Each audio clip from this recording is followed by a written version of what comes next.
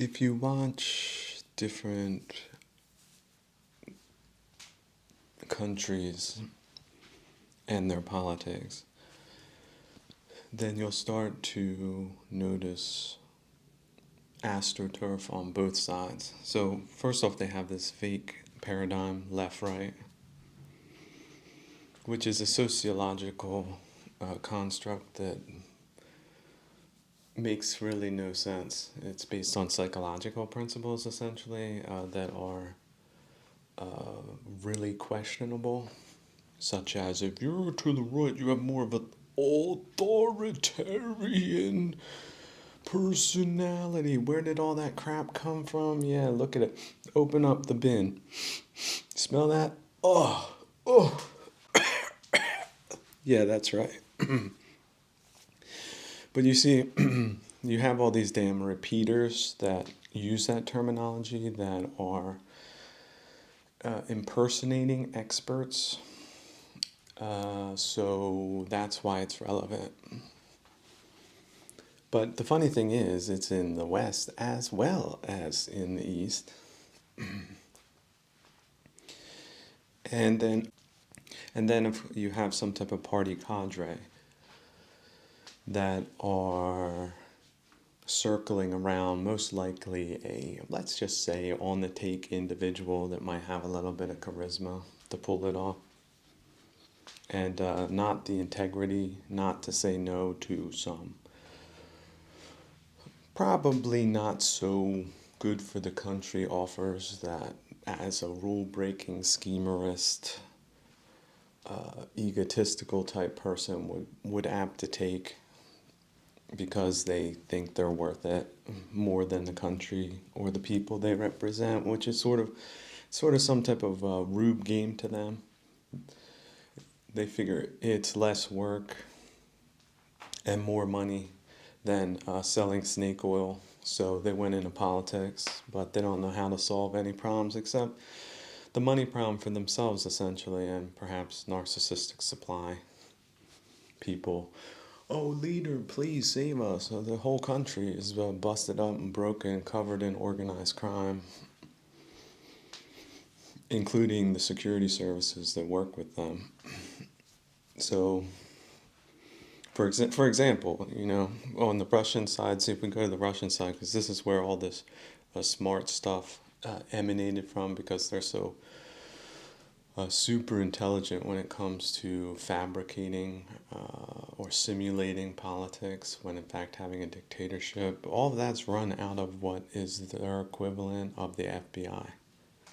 So their FBI, their department, of which Putin was a director, and it's two other former directors. They're the ones that simulate these political impersonations and organize the people, obviously, that become the factional leaders of different right-left paradigms. So on the left, they have some type of cook commies that are allowed to partake in elections that, for example, other people are not if they're not cleared. And then on the right, well, who's on the right? Well, on the Russian side, it's these so-called Z patriots, which are sort of like a fabrication of Trumpist, and they use them as this nationalistic veneer for the same old program, for the same old company, which is in fact just a front for oil, right? Oil pumpers, the pumper dumpers that don't want anybody questioning the ownership structures of those companies or the right of the people running those companies to do anything with that money, including financing world terrorism and political sabotagists in the West, to the tune of billions and billions and billions of dollars, which, of course, for these people is absolutely nothing. How much is that? Well, how many days of production is that where they sit and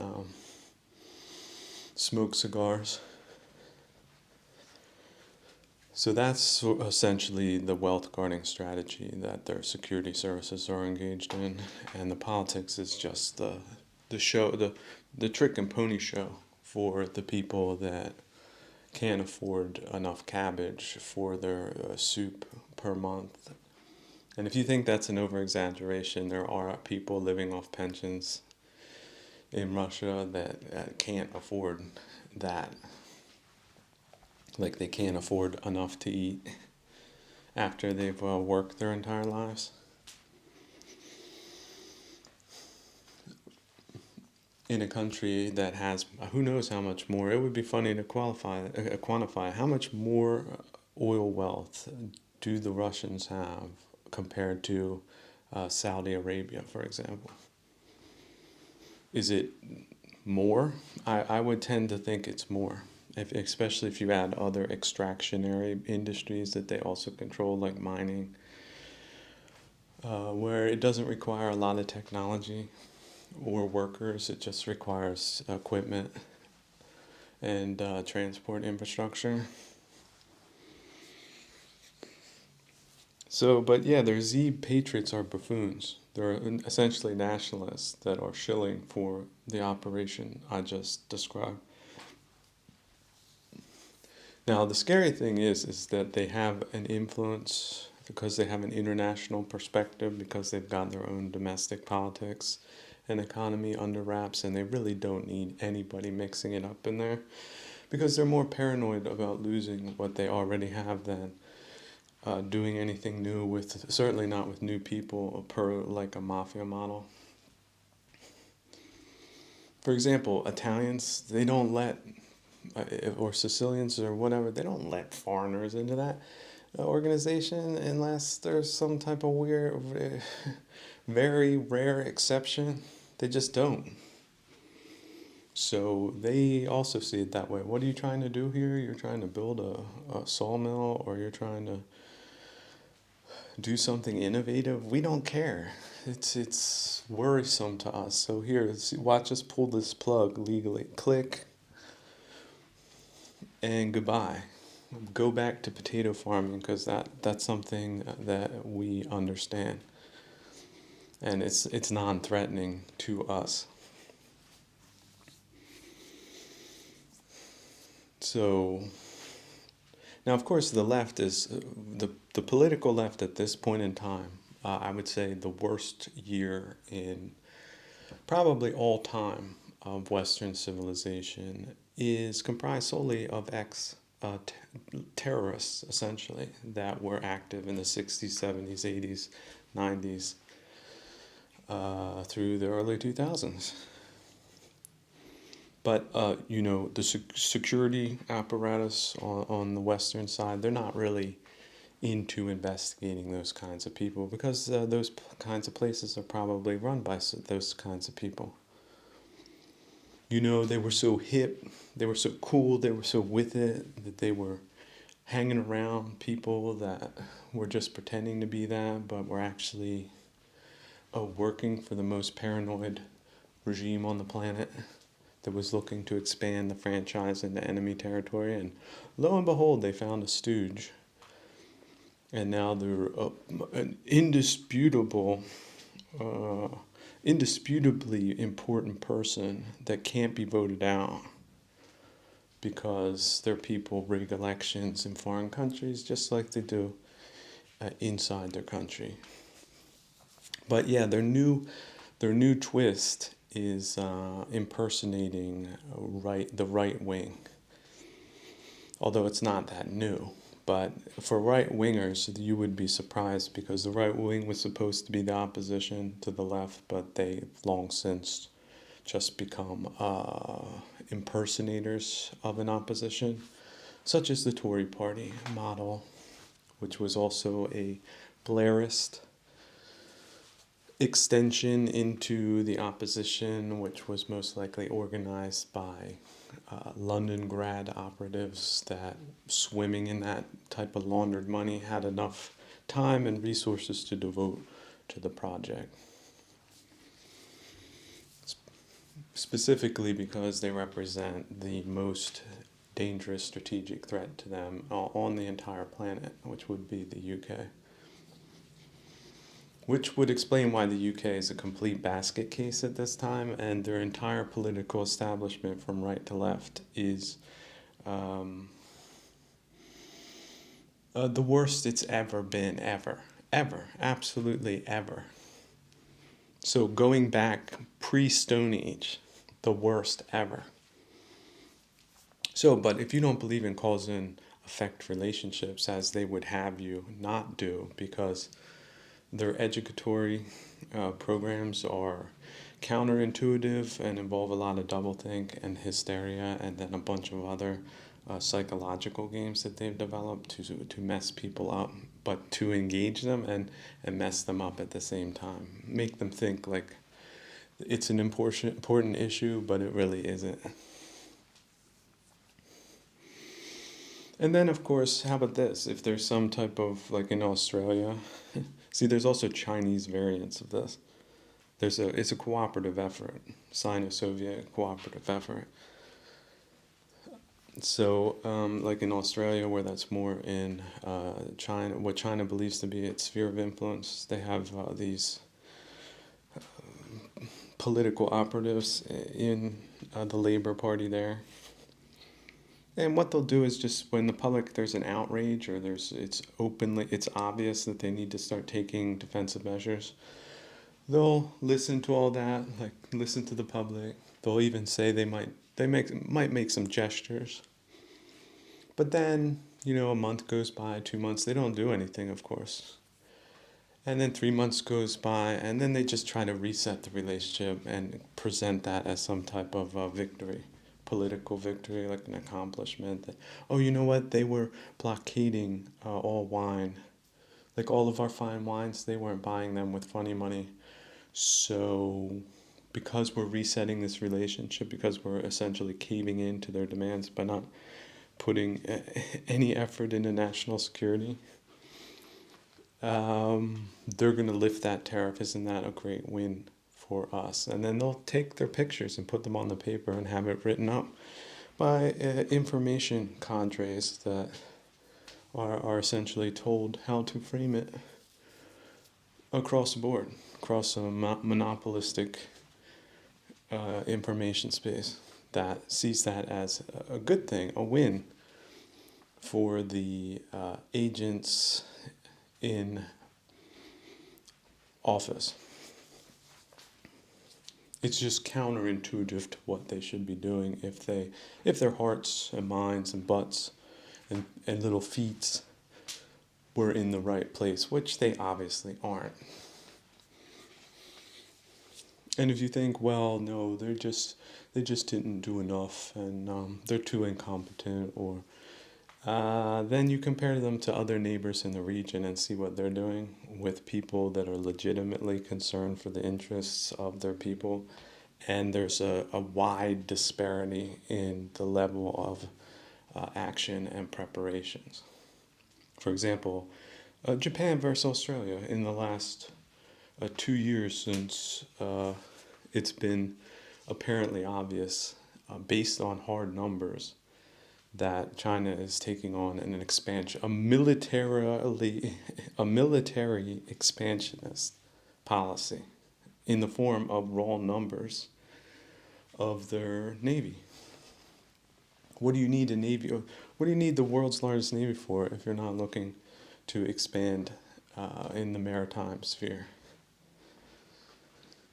Also, not to just open statements on Taiwan that are irrefutably, undeniably clear. So, yeah, that's sort of where we're at. Australia has essentially a simulated government.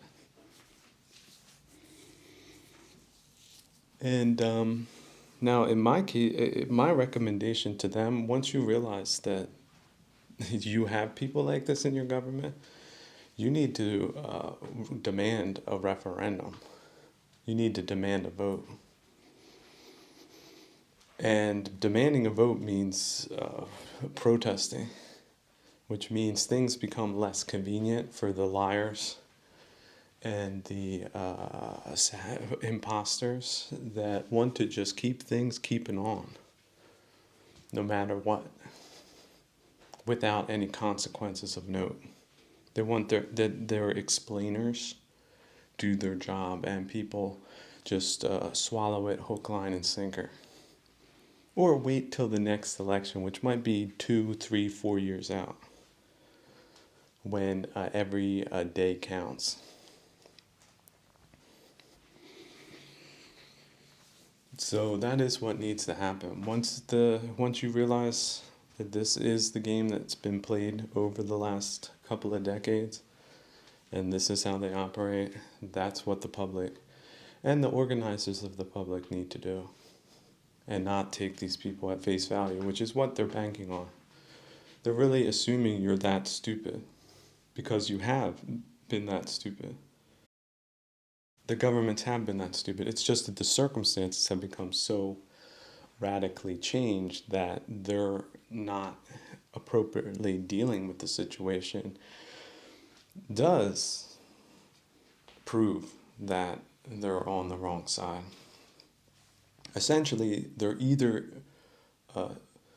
impossibly incompetent or they're on the other side. I think at this point we could probably guess what is more true if they're using incompetence as their plausible deniability vector. But by the way, people, incompetent people in office is absolutely unacceptable. There's no part of democracy where it says that stupid people should get the most important positions in the country. That I just keep looking and I don't find it.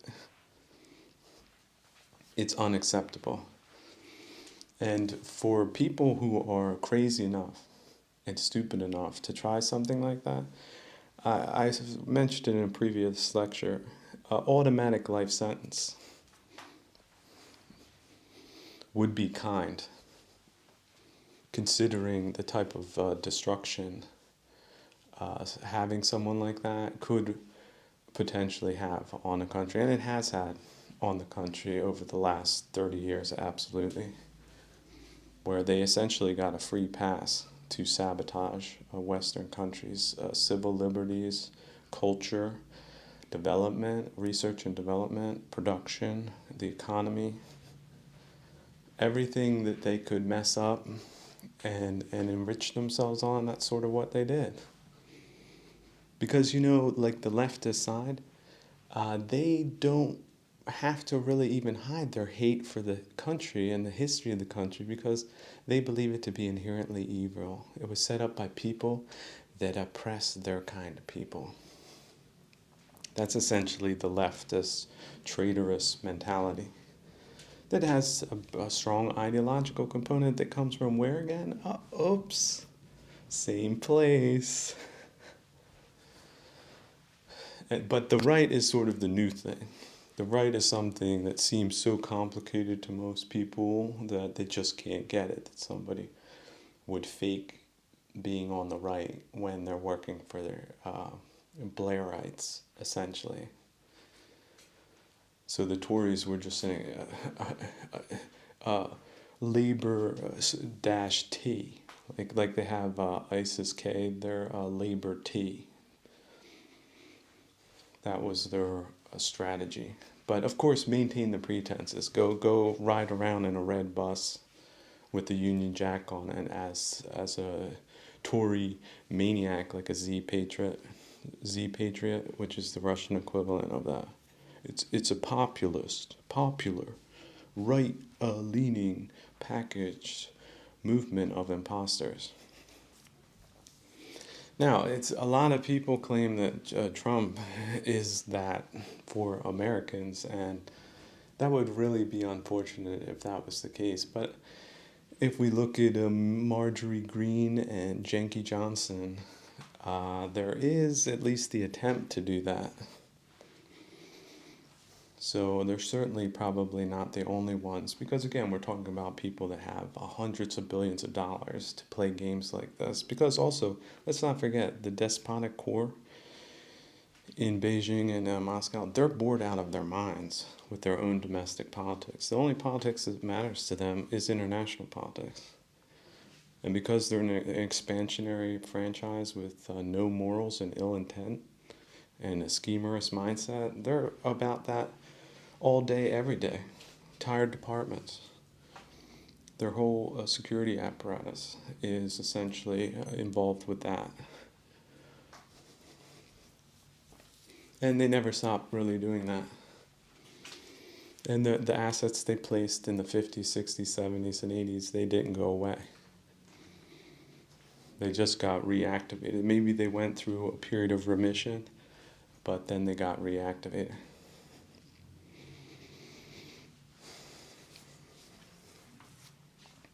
So yeah, Australia's in a bad way. Will USA get sabotaged like that? But let's also not forget the left is cored out with their people. So now it's like two teams of brigands trying to compete for the favors of the biggest world brigands on the planet.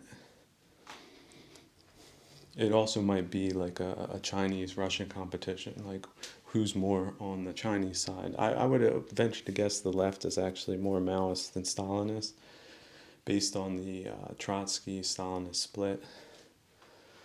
Then also, the Trotskyists went to Mexico, which would explain Mexico today, and Canada, Cuba. Well, Cuba might be more Russian, but actually they might also now be more Chinese. I think that remission in the 90s made many of the old Russian believers switch to the Maoist faction. The Trotskyists got absorbed by Maoism as well, which is also why California is gutted. And San Francisco looks like it does today versus when Jack London was there, kind of thing. And they're moving into Oregon, attacking small farmers with lawfare. They like that whole West Coast, and also Canada, Toronto. They like that West Coast. They want to probably take Alaska too, because it's sort of right there between both of them. So who gets there first? They're in a race and a competition for that. A lot of oil there too. They like that. Not too much work and a lot of money, and then they can essentially duplicate their franchise in their former competitor space. What a dream for their people, wouldn't you think?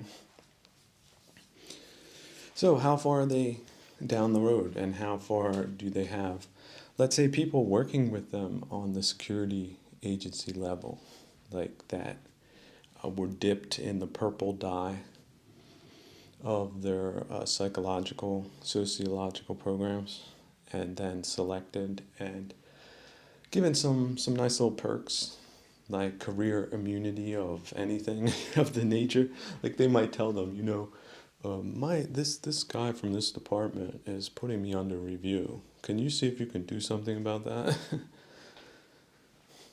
Guess where that review goes? Yeah, 3 weeks later,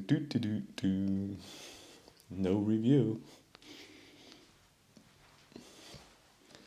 So let's not forget, our operatives have advantages, and being for freeloaders that are just essentially the dregs of humanity that have big egos, schemerism, greed, all the other defilements on their side. They take deals like that all the time. They don't care.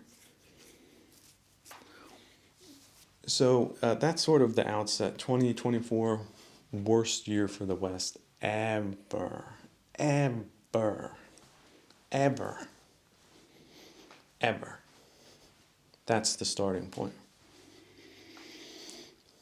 So yeah, there's a whole lot of things that need to happen that would constitute a title sea change in the people representing the people and the institutions that have been captured and all the way down the line. And let me tell you what doesn't or won't work is some form of Z patriotism organized by Z patriots of the Z patriot flavor. That it would be funny if they say like they're going to go in against woke, but then they don't do anything about it. They just win the election based on optics, sort of like Orban does it. Now some people say, "Oh no, Orban, that he is really a conservative." Well, maybe, maybe not. That's certainly how he represents himself.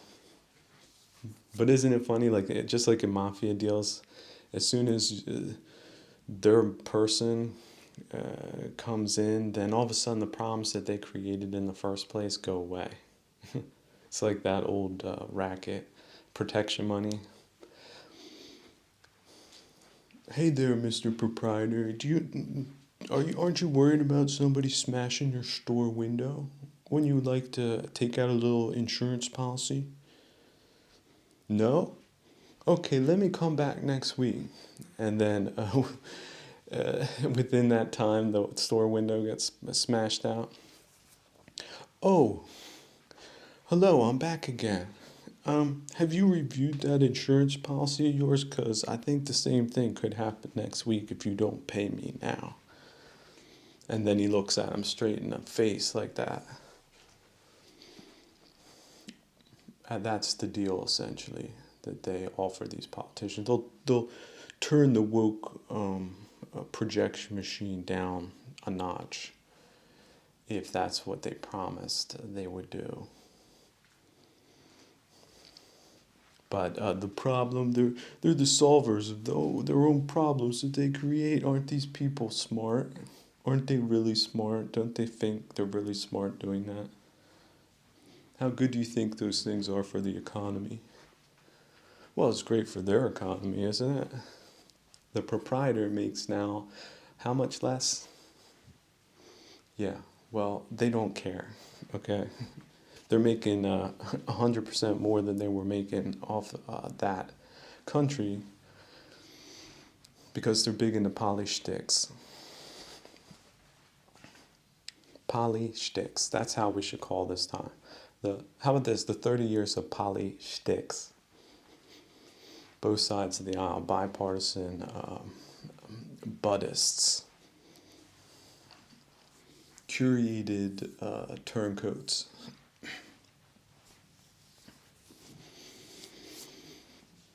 So yeah, that's sort of what's going on.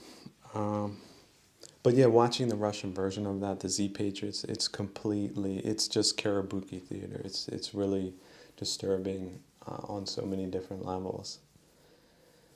But essentially, yeah, useful idiots. Man, the theory, it's not just a theory, it's a practice. Patriotically oriented people that funnel and cheer a regime on that has killed hundreds of thousands of their own kind in a pointless and misguided war. That, of course, it's only been 2 years in, okay? This could be a forever war and also expand. Because the stone cold psychopaths that are running the country, you best believe, like their clock is stuck on 0 Fs. So do they need to sacrifice 40 million or just 10 million? That's sort of where they're at, and they have about as much feeling about those numbers as I just mentioned. Imagine a 10, now imagine a 40. What's so different about that? You would have to go beyond the numbers and see the faces and get to talk to the people and find out where they're from and to care enough. But they don't do that because they're sipping mojitos at some disco filled with the daughters and children of the men they sent into sent to their certain deaths in a Mongolian Khanate kind of traditional way.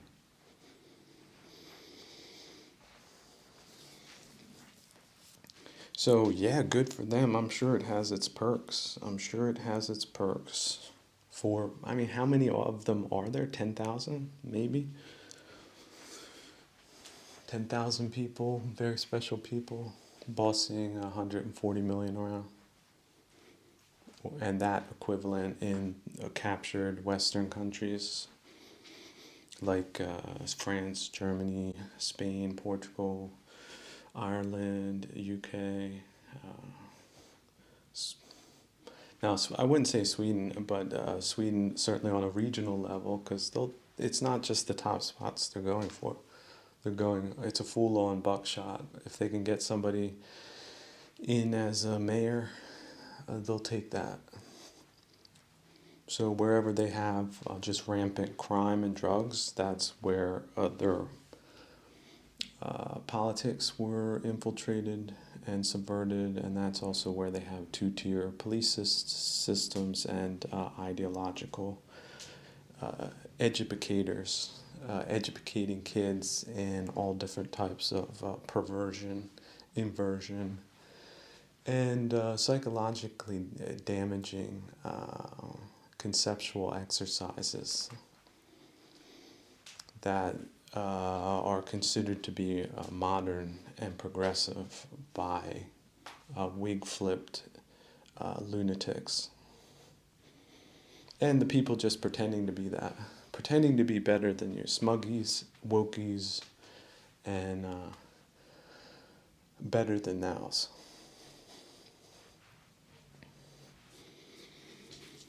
So now think of the professors that create this, and the stooge machines of universities where you have people that have created, for example, 10,000 smuggies over their career. What do you think the level of crime that is from the standpoint of a war crimes tribunal? But again, they have the same watch, 0 Fs. What they see is the other watch is money and ego. They have big numbers. Oh, and the ideological watch. So it's money, ideology, and ego on the right hand or right arm. Those are all at 10. And the F's given, that's on 0 on the left hand. And again, you have 1,000 people, 10,000 people that wouldn't be that low. When you sift through 20,000, you're going to find at least 1 or 2 or 3 of those, probably more. Those are the people they work with. And those are the people that do it. Those are the people with the positions. And those are the people with a rap sheet that would make Pol Pot blush. But because of the psychological damage that has been done to many of these people on a torpedo level, because they're dealing with subconscious trauma that's been misdirected, they don't have any idea how bad they are. They think they're doing the right thing. And they will remain in that delusion until they're put up against the wall and shot. Now, where have they pulled off operations like this? Well, Vietnam was one. They've done it in a lot of different countries where they get a cadre together that see everything, their system as being something that is evil, and they're the opposition to that. But essentially, yeah, they're stooges in a bigger game. They're also very expendable, even though their ego watch tells them they're not.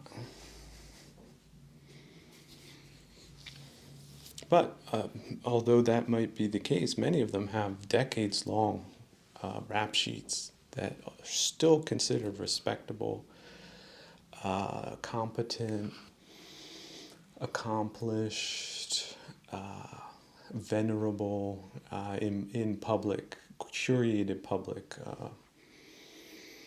displays. But again, you'd have to be what, a conspiracy theorist to believe all of this is happening because, or has happened, to believe it, because that's how it's considered amongst the good society that they represent, and the members that are leveraged by people like that, by extension. So yeah, sort of strange, isn't it? What a weird world we live in, and all the weird people in it. But I do see the tables turning, because essentially their program is just the antithesis of what popularity would be if it was exposed to public scrutiny, wouldn't it?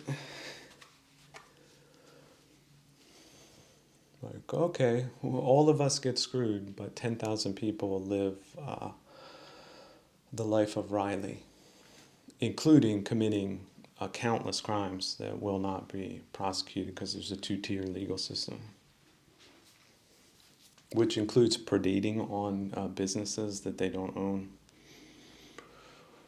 or people that aren't in their club, or essentially anything. Foreign terrorism, no problem, right? If they can do it and get away, they'll do it. What do you think? Would they say no? Would they limit themselves in that regard amongst people they despise? Is that what they would do? Because let's not forget the malignant narcissist conceit. They can't be wrong. They're gods. Isn't that what Narcissus believed in? Enamored with oneself, deluded in oneself, deluded in self, deluded in worldliness.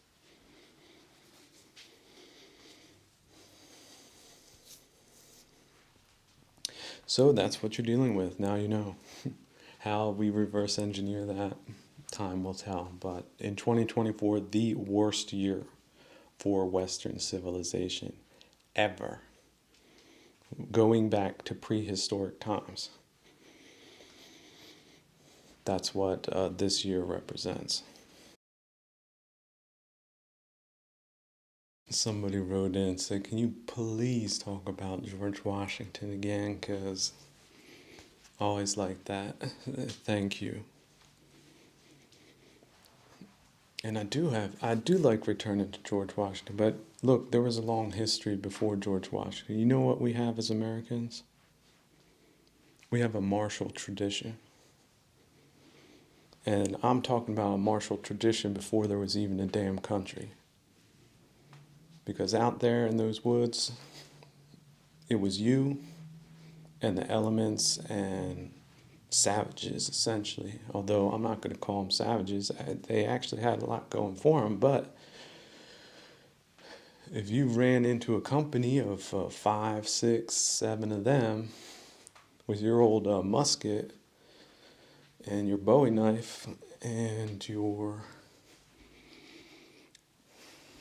kit, well, you didn't usually survive those encounters, but sometimes you did. Sometimes you were lucky, and then look at how fascinating that was. You had to be able to discern between the different tribes and which ones were friendly and which ones weren't, at which times during the year, under which circumstances, and who had a beef with who. Some didn't like others, and some liked others, and if something changed and the politics changed, then you were toast. Literal toast. They would roast you. Now, you should know this, but they used to, some of them, they would stake you out. Like they would stake your arms and legs out like a spread eagle. Where do you think that term comes from? Spread eagle. And then what they would do is they'd have a big bonfire. And then what they would do is they'd shovel coals onto the stomach of the captured trapper or settler or traveler, and let them die that way as those embers go into those guts. So it was not a trivial matter getting captured out there. So you had to have your damn wits about you. But of course, that was just a fragment. The life they lived out there, like Daniel Boone, legendary, amazing, heroic, fantastic, incomparable, legendary. So that is your tradition. That is where you're coming from. That's where you came from. If what it wasn't you, it was your uncle, your granddaddy, your grandmother's granddad, great granddad. Yeah, that's what they were like. So we have a martial tradition. And you know what? We have the right to bear arms, which is a great thing for a great people to have that don't want to be butchered by dictators and thugs. So if you don't know how to deal with arms, you don't have arms, you don't have yourself a rifle that works under all different types of conditions that you've already tried out, and you know how to service under unfortunate conditions, but hopefully doesn't need that, and then you've got a backup or two, then you best get back up to speed, because things have been going a little strange, if you catch my drift, over the last 30 years of bandits, if that gives you a little tip. Just wide open borders, just anybody from, because they fly them in or ship them in. It's South America. Mexico is essentially a narco state. It's a state in name only. It's a criminally controlled place, open for any type of terrorism that works for them. Now, of course, they don't want to mess up their business, which is really big at this point. For example, poisoning Americans with fentanyl to the tune of millions of people that they have killed, while our leaders just sat on their hands and sing-songed some kumbaya-ism that their Sino-Soviet handlers thought would be a bad joke played on all of us in the form of sociology, psychology, and other nefarious non-violent means, soft power, all that crappy propaganda, all those crappy films, all that, those crappy sitcoms. Yeah, they did that. Called it American. But you know what is American? We have a martial tradition. We have the right to bear arms, and we should know how to bear arms. And if you don't know how, you need to know how. And the time is now. If you already have a start, good, get better. If you don't have a start, start now. And not just any old thing. Take your time, do your research, get something that works for you. It might not be something that works for everyone else. Don't get caught up in weird conversations that really make no sense. Like AK versus AR. Because let me tell you, those Ukrainians out there, they'll take an AR-79 and it works. It's not all that fancy. It doesn't look all that nice. But when they pick it up off the ground after some dust got thrown everywhere, more often than not, it will fire, even if it's below zero. And that's sort of what you want. You don't want something fancy that under bad conditions, like mud and and everything else ain't gonna work when you need it to work. You pull the trigger, and it goes ping. It goes click. It doesn't go pow. That can be a life-changing experience, and not in the way you want it to be, which is to say the bad guy blasts you.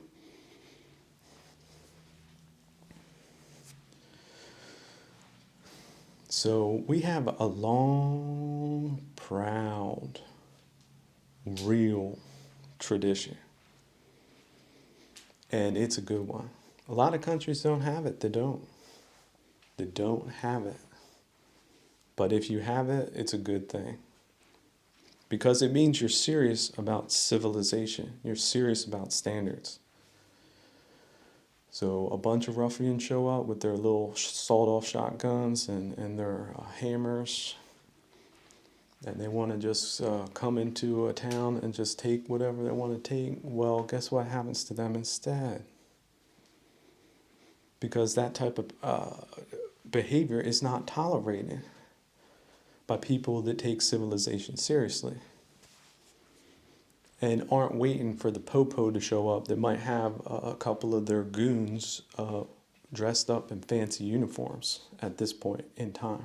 2024, the worst year in American history as far as socioeconomic and political considerations go. The worst in its entire history, going back to the Stone Age. So this is your wake-up call. Get ready, because things are moving that way, whether you like it or not. Me personally, I don't like it. I don't. But Daniel Boone didn't have to like it either. Okay, but he was Daniel Boone, was he not? And Daniel Boone wasn't about to just get rolled over by a bunch of people that thought they could get away with just anything, including the murdering of women and children on a large scale. Now, unlike then, they do it now psychologically. They do it politically. They do it culturally. But there's also just straight up and down violence going on all around that's been normalized that should have never been normalized. So we got to get back to roots on a whole different bunch of levels and a whole bunch of different dimensionalities. And being armed and being trained and being ready at all times is our tradition. And also, no matter what, we're going to not back down.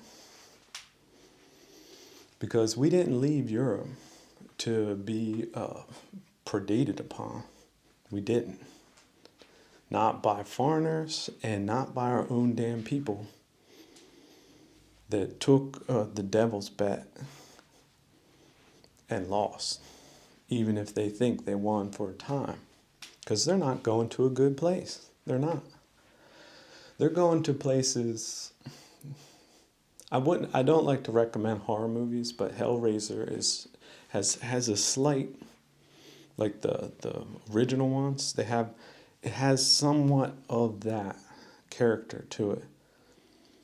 It's something that you should be terrified of, because the Buddha said they exist, okay? Not me, the Buddha. And those places you think, oh, look at this little cartoon hell, cartoon devils, ain't the devil cool and all that?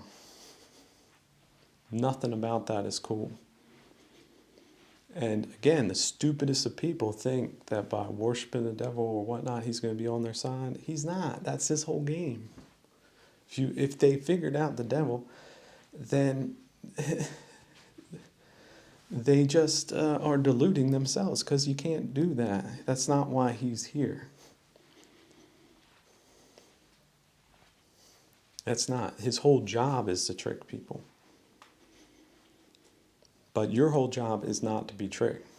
And if they're telling you, yeah, lay down your arms, we're going to have uh, this program happen that's a whole bunch of baloney and nonsense, who would be saying that to you? Do you think it's the devil, or do you think it's God telling you that?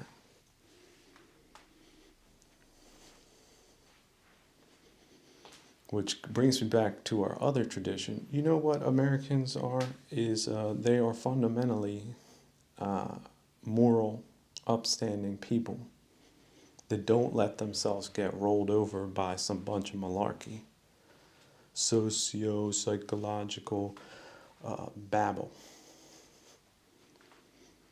We're just gonna do this. We gotta open this border because these people be starving. There was a dust bowl down in Acapulco. They can't eat.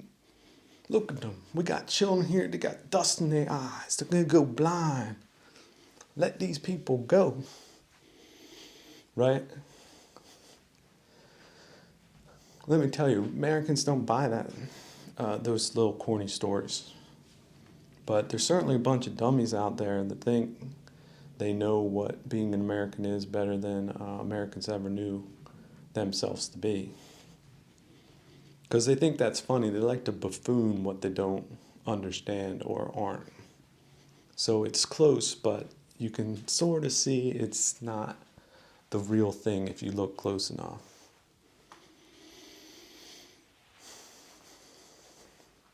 So I get it. People have been misinformed for a long time. We've been exposed to this for a long time. I've been exposed to this my whole life. I was not born in a country that was free of this malignant, pernicious, continuous campaign of bad influence in every nook and cranny of society.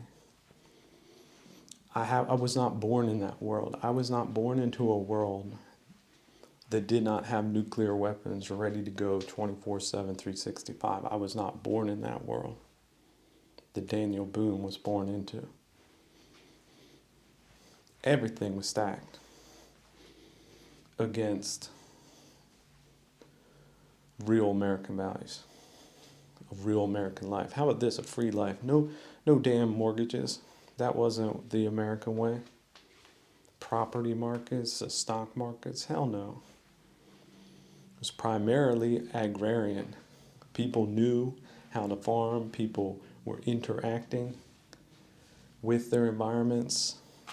And they weren't overly greedy either. They weren't there because they didn't have a mortgage. They didn't need 1,000 acres that they needed to be running, that they ended up not being able to pay for their stuff anyway, because it's a game.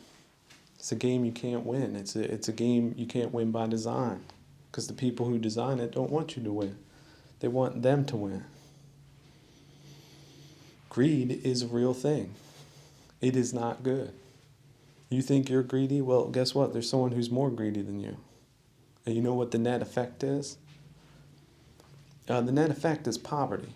Isn't that strange? So counterintuitive. People think getting rich for them is good for everybody, but it's not. They're too greedy. They take too much. We had 5 apples. They ate them all. Where's my apple? Greedy POS. Oh no, I'm me. I get to eat the apples here. I proved I'm better than you. Oh, you did you? How so?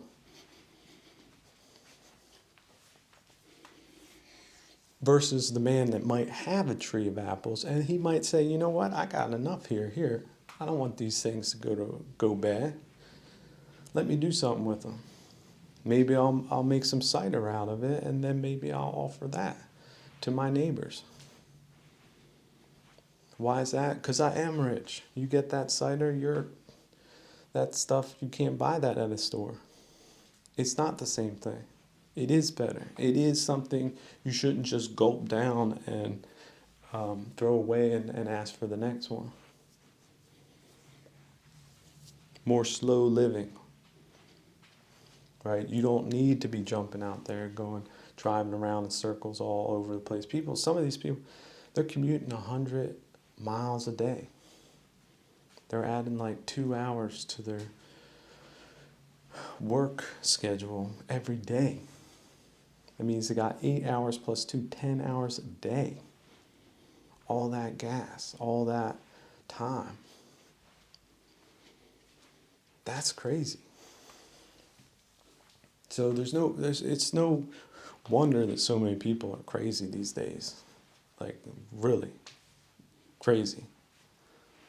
But guess what? That wasn't the American way and won't be in the future if we can help it. So help us God. Because this property market, just you are on a piece of land, you gotta pay for it. That is slavery. I hate to tell you. And guess what? It's not acceptable. I don't consider it acceptable. But I'm not a politician shilling for bankers, am I? Like the other ones are. Which is why the bank system needs to be redone. If you think that's too radical, you know who did that? Andrew Jackson, a real American. Another man you probably don't know about. But he is on the $20 bill unless they replaced him with some type of stooge. So look at your quarter. Who's on that? That's right. That's your that's number one. And your $20 bill, that's your number two. They did it in their time. This is our time. We need to do it again. But until we get there, you're going to have to be what your forefathers always were, which is prepared heroes.